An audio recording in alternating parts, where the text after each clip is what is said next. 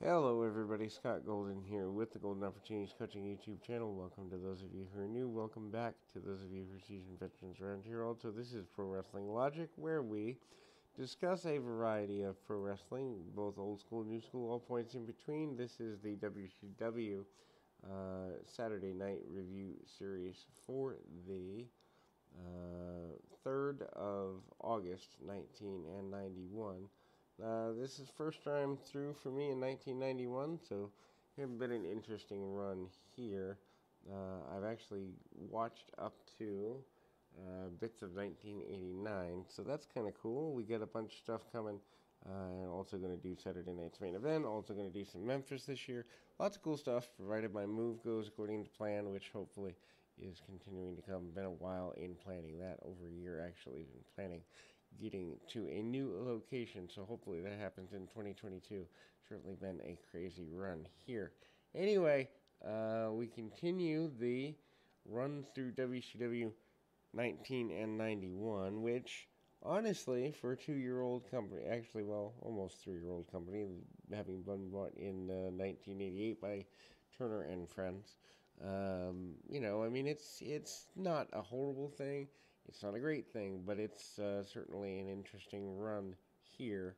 This is just about a month, maybe a little less, before or after they found out that Ric Flair was leaving. So certainly a very transitional time in WCW at the time to have your number one star leave, and certainly lots of shuffling parts, so to speak, there.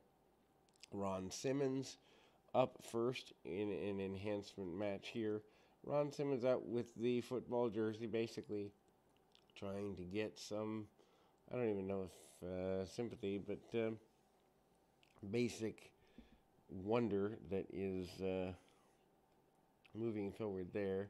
This is a 1 hour edition here. Ron Simmons, Jim Boss beating him with a spinebuster in 2 minutes and 11 seconds, winning his Florida State's University jersey. Is Ron Simmons to the ring during the bout? He says he's going to challenge Lex Luger on August 25th at the Omni. After the bout, Jim Ross also conducts a podium interview with Simmons regarding the upcoming world title shot, during which Simmons spoke about being a Florida State grad and 4-time All-American, basically putting over his amateur credentials to get people to kind of get behind him as a underdog, but also a strong athlete. Simmons punch kick, very basic things here. The one-man gang with Kevin Sullivan and Black Blood defeating Jim Manning 216 with the 747 splash. During the bout, it's noted that the one-man gang will face El Gigante on August 25th at the Omni, with the stipulation that if Gigante wins, he cuts One Man Gang's hair, and if One Man Gang wins, then Gigante must leave the promotion for good. Obviously, this is a very basic match also, as the One Man Gang, less than 2 years, well, actually less than a year fully removed from the Akeem character, trying to rebuild himself here. Very basic punch kick. Kevin Sullivan trying to bring more of a darker side out of the one-man gang, especially after the Akeem gimmick, although I don't know how many people really saw him as the same. Bobby Eaton defeating Bob Cook with the Alabama Jam, 404 during the bout. It's noted that Eaton would be on the main event the following night, so kind of trying to have some seamless nature to that. And, I mean, it's like I mentioned in the show open, or the audio open. It's a very tumultuous time in WCW at the time, as I mean, trying to get something meaningful out of all of this. Steve Austin also cuts a promo about being television champion.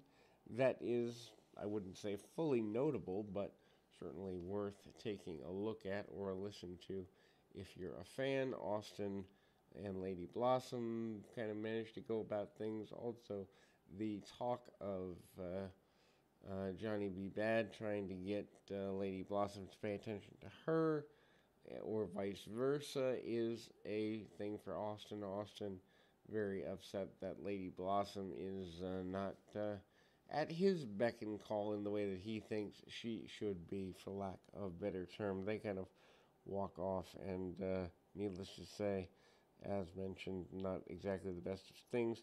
Bobby Eaton at the time in the match with Bob Cook. Match is solid, match is fine, but it certainly does show that Eaton is kind of lacking without his tag team partner something to do. Also, less than 6 months before, Eaton is challenging Ric Flair on a Clash of Champions as a major star, and now he's here in throwaway matches. Bobby Eaton hits the Alabama Jam, manages that leg drop from the top. Boom, boom, there we go, and basic things here. The highlights of Lex Luger winning the World Championship a couple of weeks before. Luger basically saying that Harley Race has led him to a victory to be the man of the 90s, and Luger is willing to fight just about anybody, but he doesn't believe that anybody is at his level. The Wild-Eyed Southern Boys, Tracy Smothers and Scott Armstrong, facing off against the Enforcers, Anderson and Zbyszko.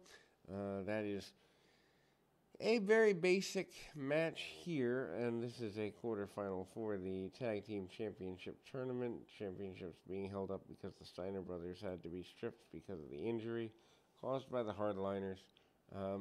This match worth going out of your way to see if you like basic tag team psychology or matches that tell a pretty good story. And again, kind of one of those things where Anderson tries to rake on the arm of Smothers, kind of stays on the arm for a good bit. Anderson again managing to get cut up in the match there. Lots of back and forth.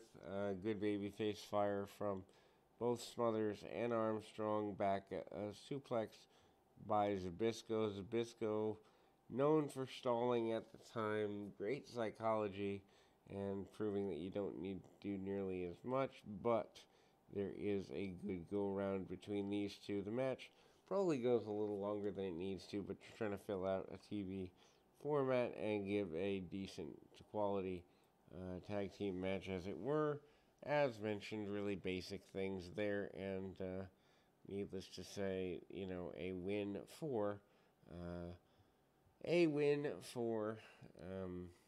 the Enforcers coming forward out of that.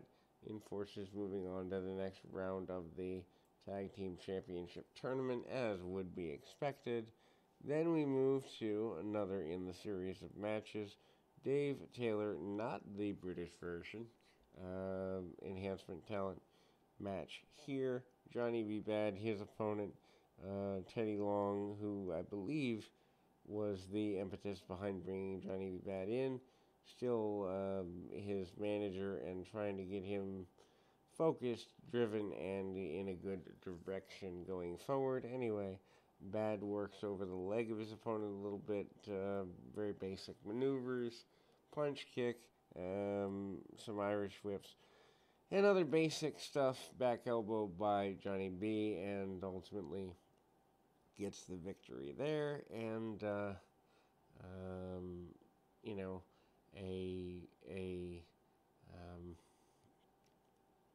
sunset flip, 1, 2, 3, and ultimately getting things there. Johnny B. Bad, super valuable, and managing to hit a basic series of maneuvers there.